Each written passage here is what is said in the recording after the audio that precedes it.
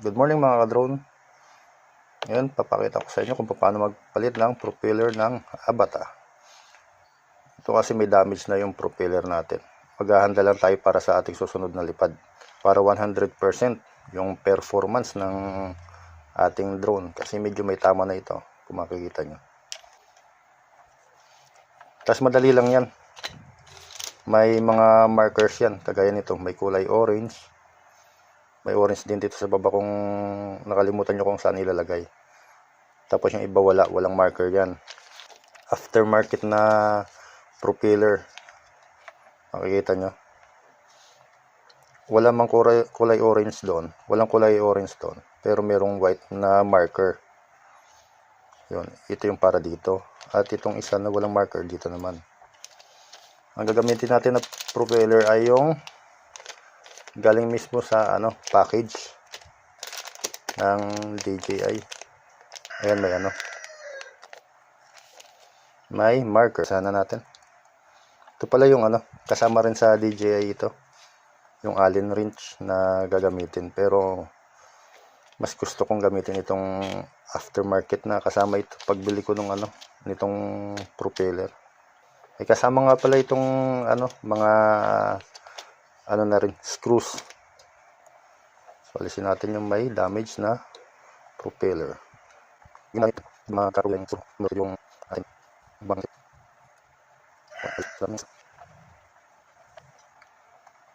Ayan, natanggal na. Ngayon, buksan natin itong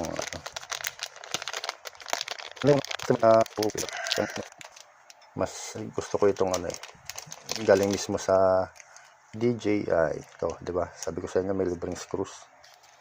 O pwede nyo gamitin yan o kaya dati para ito itabi nyo na lang. Ito natin.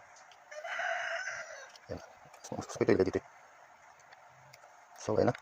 Tandaan nyo ha, orange. May marker. May markings. Tsaka hindi rin kayo bali ito pala, sakto yan. Sakto yan yung may ilalagay nyo na screw. Kasi may, may guide dito. May dalawang maliit na pin para dito. Ito, yan. Yan. Pansin nyo, sama yung motor. O, diba? Kaya hindi kayo magkakamali. Gawin natin. Yan. Ay, tamang higpit lang.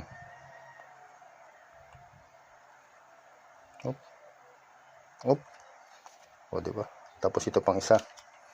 So, ito tabi na natin. Itong isa na walang marker. Markings. Ito naman. Letter A. Letter A pala yan. So, ito B. B yung may tatak. Ay, may kulay. Ito A.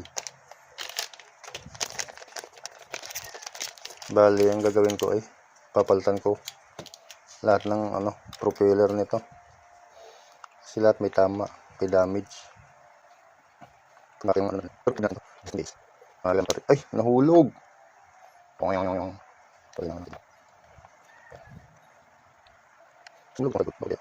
Tapos, hugutin nyo lang.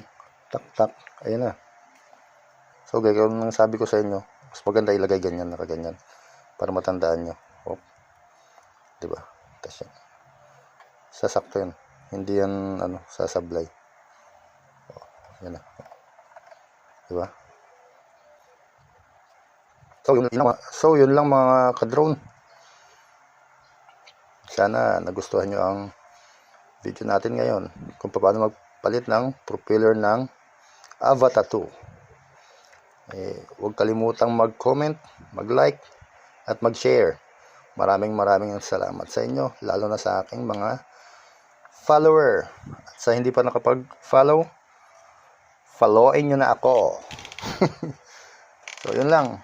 Ride safe, fly safe, at stay safe, mga ka-drone.